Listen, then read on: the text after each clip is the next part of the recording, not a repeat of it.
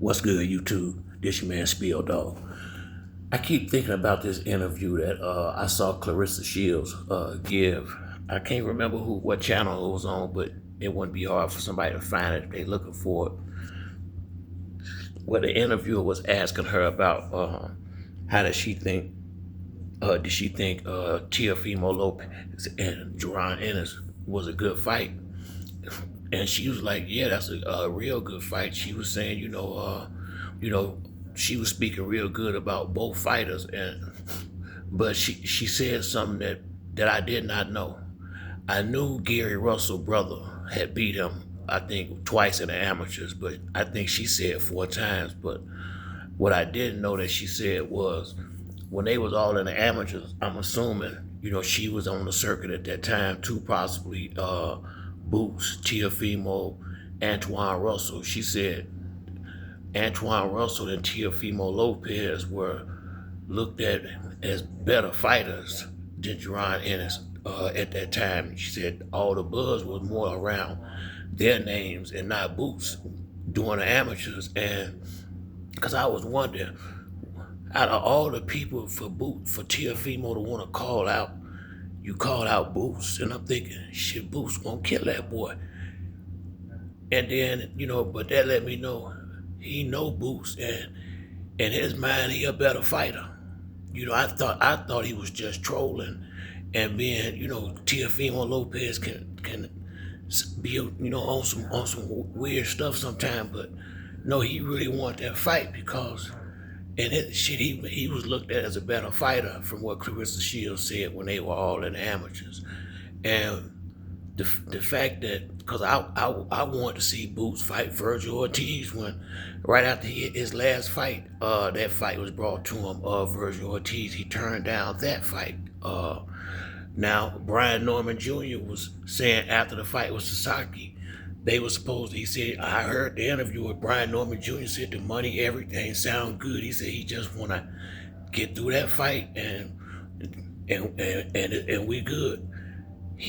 Now he finna go up to 154. Now, in my mind, unless he finna fight Fundora, Charlo, unless he finna go up there and fight for a championship, he might as well stay right. If he finna go up there 154 and fight another no-name, just fight that y'all know he gonna win, he might as well stay at 147 and fight Teofimo Lopez. I saw an interview I read an article, and they was talking to Eddie Hearns, and Eddie Hearns said that he liked to fight. He wanted to fight with him and Turkey wanted to fight for Boots and Teofimo Lopez, and he said Boots was worried about underperforming and not looking like his full self. That I ain't never heard that before ever. And underperforming, what are you talking about? Long as you win, that's all that matter for the most part. And so if the circumstances ain't perfect, you don't fight. So you moving up because Teofimo called you out because you was fine until a real name stepped up and said they want to fight. So now you going to 154, but when I hear Boozy Ennis say they going to test the waters, so that means you ain't going to fight nobody. And it's almost like, it ain't no almost to it, y'all ducking. That's ducking Norman Jr. and Teofimo Lopez right now because hell, Brian Norman Jr. can go have another fight tomorrow. He took no damage in that fight with Sasaki. That wasn't even, I'm quite sure he done had way more harder sparring matches than them little couple of rounds he went with Sasaki. So Brian Norman ready when you ready. So and now that the fights is there, you leaving. Okay, cool. But you ain't going unless you going to one of the main guys at 154. What's the point in going up there? You already know what you can and can't do. When they said test the waters, it ain't no testing no waters. If you can't make 147, unless you gonna retire, that's what the hell you gonna have to go to 154. But if you can still make 147, then go ahead and take care, man. I'm glad I ain't no Boots Ennis fan, because that shit, he'll drive you motherfucking crazy. He really will. It's just, that's what killed me about a lot of these dudes. As long as you get a nobody, they will get in that ring in a heartbeat. You start bringing anybody that can fight, here come all this other shit.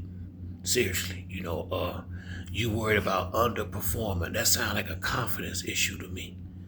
That don't sound like a guy. That don't sound like confidence. Why would you be? You ain't been worried about underperforming. You just got through saying you was.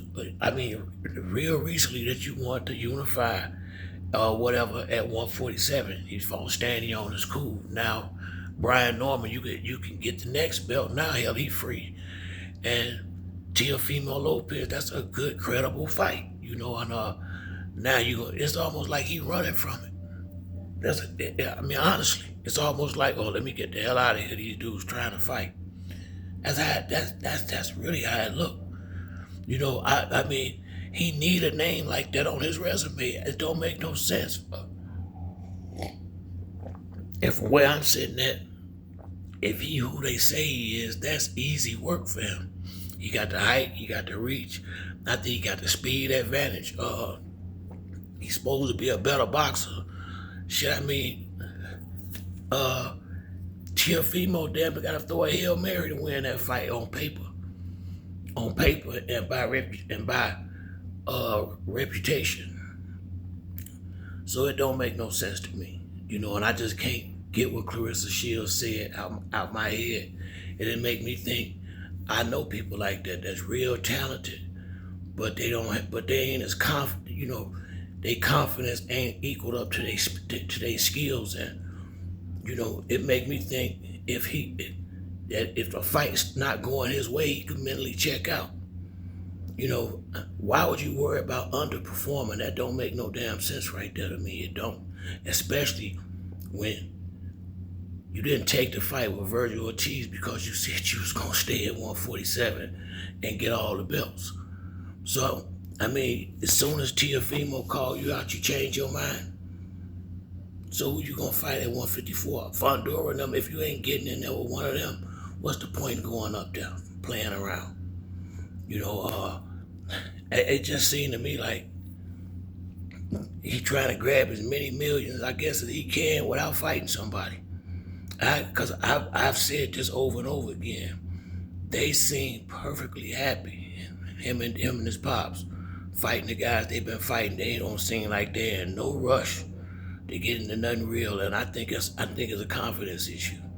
I think Boots got all the talent in the world, but I think that sounded like doubt when Eddie Hearn said that, and I guarantee you, when he told Eddie Hearns he was worried about underperforming, I guarantee you that made Eddie Hearns uncomfortable, but he done signed him now. So he got to try to maximize, he got to try to get his money back some kind of way, and it's going to be hard with what Boots look like. It's going to be like pulling teeth. It's got to be somebody that he got full confidence he can beat. That sound like doubt to me, honestly. And if you fighting at 147, you just look great against Stanionis. Why would you worry about underperforming against Teofimo Lopez? He's just another fighter. But if he know you and y'all know each other and he know what we don't know, then maybe that is something. So like I say, man, I would have never thought I've been knowing something ain't right. The boy that had 34 fights, 34. And he ain't got no real true blue names on there. So like I say, man, it always bewildered me how he could have that many fights and not be the guy a good at least one or two real names out of that many fights already. And the way they moving, I don't know when I don't know if they getting any closer or not. But that's it for me on this video. If you like the video, hit the like and subscribe. Till the next time, it's your boy Spill Dog. I'm out.